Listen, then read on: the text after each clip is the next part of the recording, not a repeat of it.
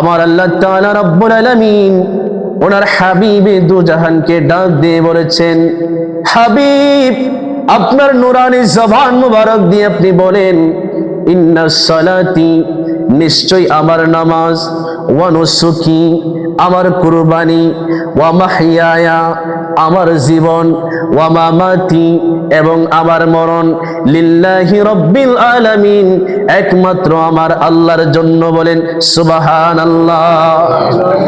আমার আল্লাহ নবীজিকে দিয়ে বলিয়েছেন, হাবিব আপনি বলেন আমার নামাজ, আমার কুরবানি, আমার জীবন, আমার মরণ, অর্থাৎ জীবনের শুরু থেকে শেষ পর্যন্ত যা কিছু হবে দুনিয়ার আর কোনো মানুষের জন্য নয়, একমাত্র হবে আমার আল্লাহর জন্য। ঠিক কিনা? এটাকে বলা হয় ইখলাস। কি বলা হয়? ইখলাস বলা হয়। এটাকে বলা হয় একনিষ্ঠতা, ইখলাস। ইখলাস ছাড়া বাবা আমার আল্লাহর দরবারে কোনো ইবাদত কবুল হয় না।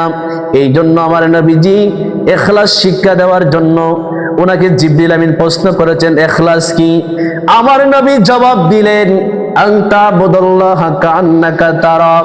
ইখলাস হলো যখন তুমি ইবাদত করবে, যখন নামাজের মধ্যে দাঁড়াবে, তখন মনে মনে ভাববে তুমি যেন আল্লাহকে দেখে দেখেই নামাজের সিজদা দিতেছো। সুবহানাল্লাহ বলেন।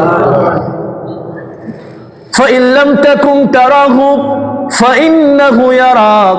আমার নবী বলেছেন, যদি আল্লাহকে না দেখতে পারো, আল্লাহকে দেখার যদি সক্ষমতা না থাকে, তোমার সামর্থ্য না থাকে, মনে মনে চিন্তা করো আমি যেদিকেই চাচ্ছি, যেদিকেই ঘুরছি, আমার আল্লাহ আমাকে দেখতেছে। সুবহানাল্লাহ বলেন।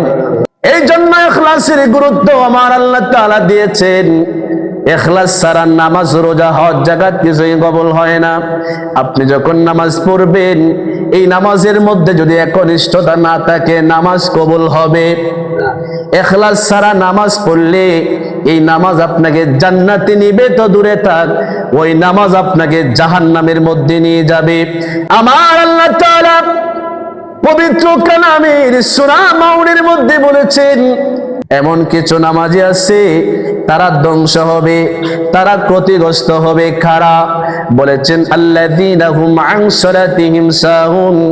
যারা নামাজ পড়েছে কিন্তু নামাজের মধ্যে বেখবর ছিল, বেখেয়াল ছিল, অর্থাৎ নামাজের মধ্যে দাঁড়ায় সূরা পড়তেছে, রুকু করতেছে, সিজদা করতেছে, কিন্তু রুকু সিজদার মধ্যে তার কোনো মন নাই, মন চলে গেছে বাহিরে। ঠিক না বেটি?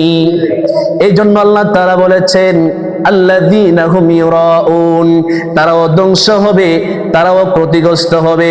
তাদের জন্য দুর্ভোগ যারা মানুষদেরকে দেখানোর জন্য নামাজ পড়েছে। বলেন নাউজুবিল্লাহ।